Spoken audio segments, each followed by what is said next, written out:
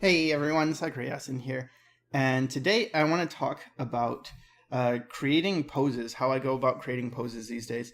I know it's been a while since my last art video, and one of the reasons is because I'm working on trying to transform myself from an analytical artist to someone who's more intuitive, and I'm learning a lot of new things.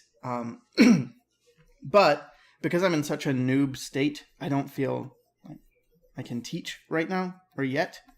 I feel like I've got to know what I'm talking about before I start teaching. So anyway, when it comes to poses, the way I do it these days is I try and combine, first of all, the head. I get the head down, and then I'll get a torso. And I'm really just thinking about the head shape and how it relates to the size of this torso. So they tend to be dependent on the character I'm creating. Like if I'm doing a more heavier character, I'll get like a bigger shape. But I don't draw the limbs yet. And sometimes I'll move into limbs. But when I do draw the limbs, I simplify them now like this kind of these big triangular shapes. Maybe they're like short tentacles. I don't know how you want to think of them, but it's just like shapes like this, very fluid and organic. Say this guy's standing.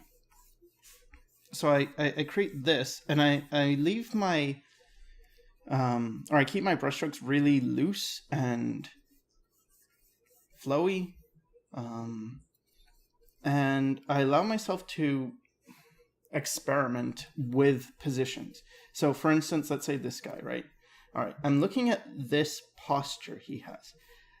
It looks like he's leaning forward. So I'm thinking, okay, so maybe his legs go back like that.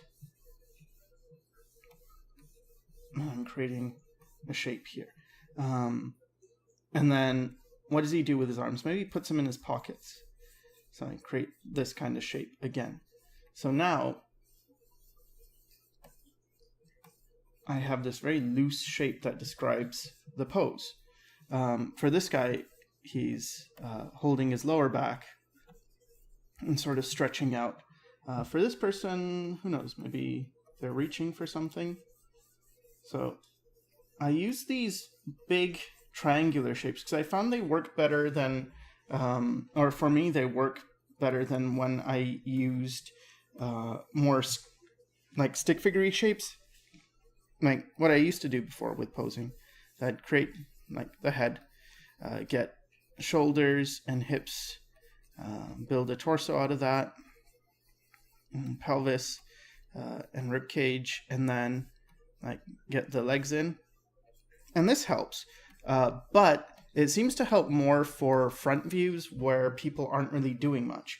But when it came to foreshortened poses, even if I use a coil technique, and the coil technique, what that is basically if you draw, you do these like coiling motions to make things come forward. Even when I did that, it was like it helped, but it felt still pretty stiff.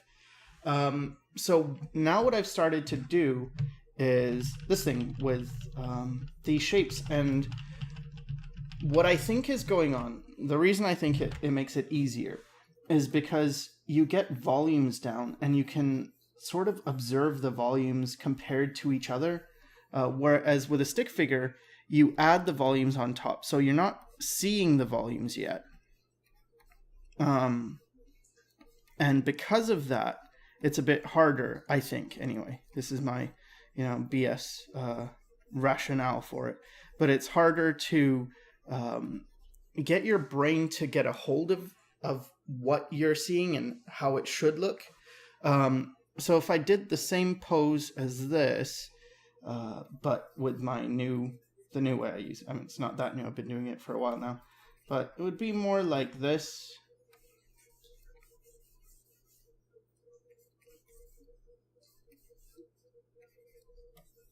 And I am, heavily stylizing the things I do because that's what I like to do. And this thing leads itself to a lot of different styles. So, I mean, at this point, it doesn't look like much, but it doesn't take a lot to flesh this out. Let's say this guy, for instance. He's got his hands in his pockets. Now, you do have to have an understanding of anatomy, of course. This is why I teach or taught anatomy first before venturing into too much else. But it's that if you don't know your anatomy, it's much harder to do things. It doesn't mean you can't use this technique, because you still can. But it does make it a bit harder.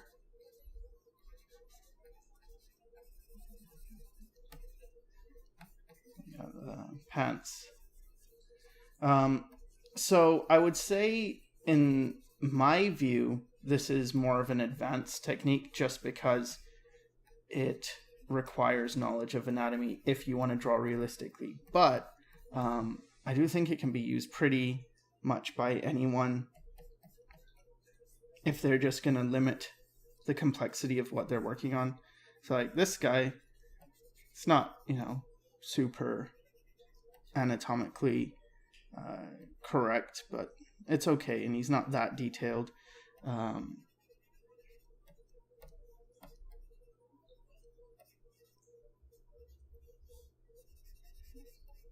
But it's something. And if I was going to take a character and make them more cartoony or something, you can still use things like this, maybe make that bigger.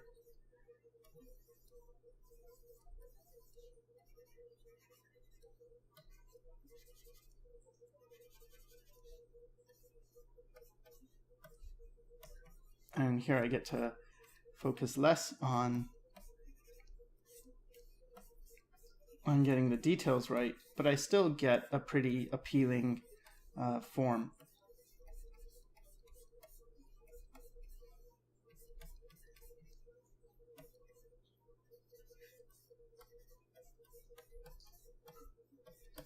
So where I really like this, though, this technique, is when I apply it to more dynamic poses, because I always had trouble with dynamic poses, and it wasn't until I started doing this, I don't know what you call it, the tentacle-y thing. Oh, and I should clarify things. So when I draw these arms, for instance, and they're all like wiggly and loose, I think about where the elbow goes, and then I draw pretty much I don't follow the squiggle as if it's exactly where things need to be, but just I let it be used as a place where things could go. And then I also make sure that the hands are within this squiggle. So let's say that you have this shape, right, from here to here. Within this is the hand, and then the arm, and same for the legs. Within that big squiggle, I'll find the knee, and I put the foot in this part, like still at the length of that, as opposed to doing something like creating a squiggle and then putting a hand at the end, or like that, and then putting, a foot at the end. That's not what I do. It's all one. Now, why is that important?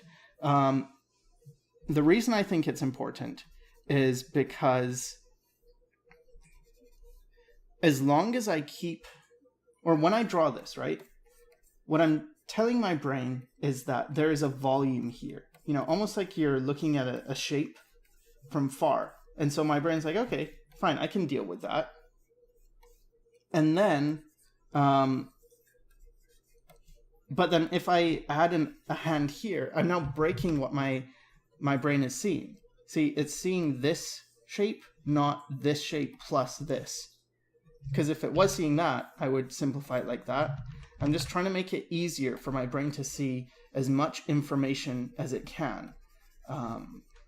And this helps.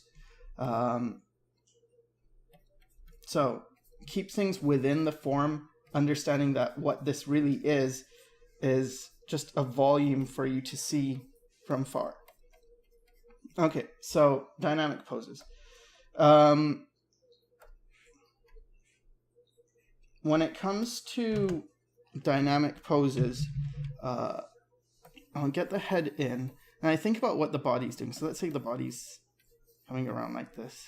So that's the torso now. And then I'll get the hands maybe doing something like this. Maybe this one's going back here. This leg, doing something like this. Maybe this one's back here. So that's how it starts. Very loose and messy, I guess. But it's much easier. Like when I think of it this way, it's really easy for me anyway, to flesh it out. But if I was thinking, more like, okay, start with the head, get the neck, and then try and think in terms of like a box. I just start to get stiff and I get confused about what's going on. But as long as I'm keeping it super loose like this, I don't have as much problem. And even with foreshortened stuff like this, I kind of just feel like the hand should go there. And same with the leg. It feels like it should stop here. I don't know why, but it just feels right. So then what you do is, you add the details. So let's say you can get a basic head shape here.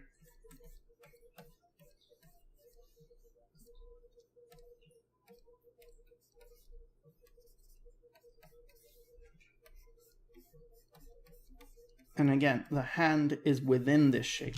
It's not like here and then put a hand on the end. It's like this. And I simplify the hands as well, keeping everything really, really simplified. And I'm just thinking of the basic volumes, because then once I know that the volumes are in place, the rest is pretty much just, regular fleshing things out. And if you've, learned anatomy, that's not that hard. It's hard to learn it in the beginning, but once you've learned it, once you've got a handle of it, it's not that hard. But it can be very hard to think up cool poses. And sometimes I see this with artists who are otherwise very, very good, but like maybe they can render really well, but they just can't quite get cool stuff down. I definitely was one of these artists, except I wasn't really able to do anything well. But all right, so thinking about the center line here. Here's the chest facing this way. So now we're looking at the back this way. And then I think of this shape. So, okay, the elbow's roughly here. It means the arm's gonna go like that, and the hand's somewhere around here. The leg, knee goes around there. And then this one, probably, I pushed it too far, but that's okay. You don't have to stick exactly to what you've created. It's just a guide to help you as much as you need it. And for me, I need quite a bit of help. But it does help. And then you get the leg going back.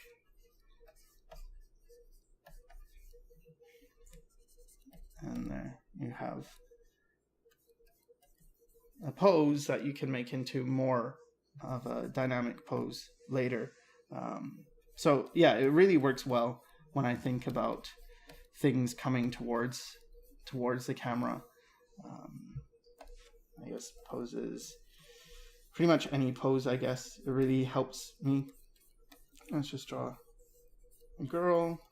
What's she gonna be doing? Just say she's sitting down. So got leg there, leg there. So I'm kind of just creating this type of shape. Doesn't really need to be perfect, but anyway. And then maybe the arm one's holding onto her leg like that, and then one's doing this. So see how I kind of create that very basic shape. And then it's just a matter of fleshing that out. So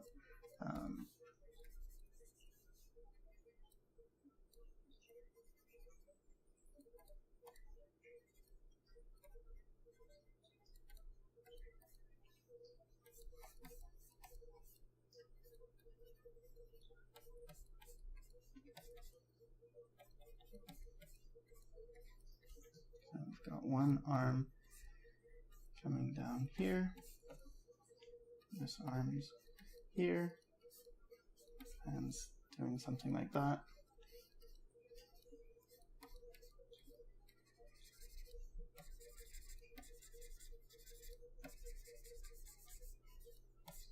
Let's make the hair more of one shape. I don't really like how it was too,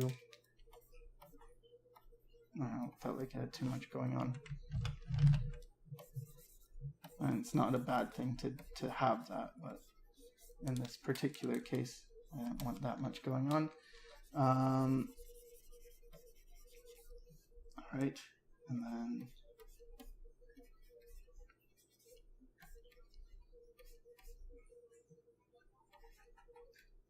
you've got this leg coming up.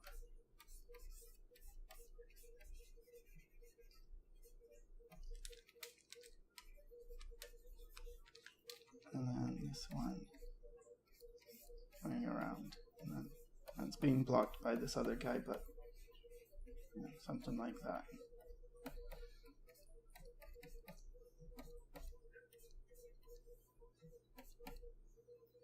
So when you remove the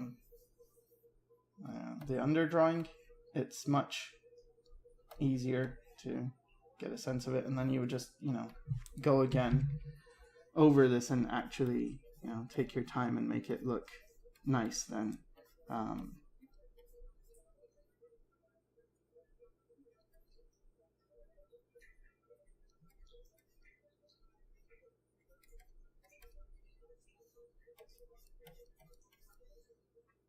But anyway, I hope you get the idea.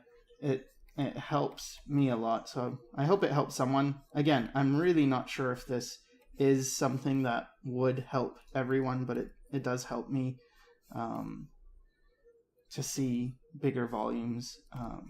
And something that I guess is important to mention is what I think is really important these days is finding what works for you. It doesn't mean like, oh, you'll watch me do this and you just, okay, fine, this is the way to do it. It's more like, try this way out, and if it works for you, great, and if not, you may have to find something else that does work for you. But trust that when you do find what works for you, I don't know why her arm is up here. Doesn't make any sense. It needs to be resting on the knee. When it does work for you, then it works. So for instance, when it came to anatomy, I was told to study from anatomy books and basically just copy an anatomy book and you'll know anatomy. And I did that with George Bridgman's Complete Guide to Anatomy, and it really didn't work. And then finally I decided, well, maybe I have my own way of learning anatomy, and I mean I do, and it requires just looking at real life or looking at Google image search anatomy, where I see the origin and the insertion, then I just sort of build it in my head. That works better for me than just copying. But a lot of people, you know, are just fine with copying. So it really depends who you are and the way that works best for you. But it's important to, you know, of course, experiment just so you know, well, maybe this works. Like, will this work or not? And yeah, I hope it does help. And if not, I hope you find what does work for you. So yeah, pretty much. I guess that's it. Again, I'm not going to be making too many videos because I still feel like I need to learn a lot. But once I've learned more, I'll probably get back to teaching. So I hope this helped, and thanks for watching.